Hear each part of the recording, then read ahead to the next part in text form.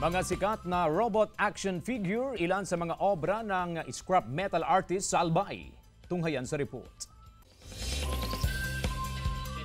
Kung dati, libangan lang ng isang albayano ang pangongolekta ng iba't ibang scrap materials sa mga junk shop at pagbuo ng mga robot at iba pang obra, ngayon, nagsisilbi na itong dagdag kabuhayan ng kanilang pamilya.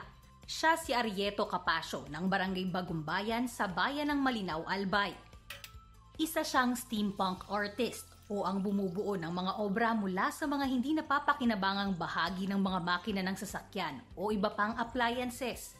Sa tulong ng kanyang welding, grinder, pintura at iba pang gamit, mas nabibigyang buhay ni Arieto ang kanyang obra na nagkakahalaga ng 10,000 pesos hanggang 100,000 pesos bawat isa, depende sa disenyo at laki. Dahil sa angking galing ni Arieto, hindi mo aakalain na mula lamang sa mga scrap material ang mga obrang ito. Mga paborito ko pong scrap materials from motorcycle.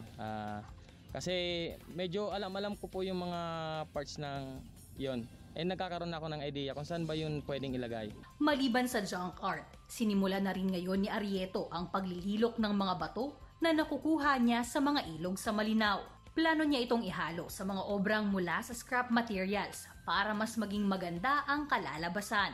Samantala, isang artist naman mula sa Metro Manila ang nakapansin sa mga obra ni Arieto at nais nitong makipagkulab para mabigyan din ng buhay ang kanyang sariling obra na ginagawa naman niya sa pamamagitan ng computer.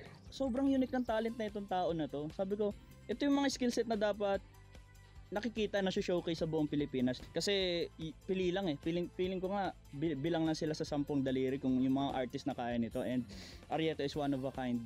Jessica Kalinog para sa Mornings with GMA Regional TV.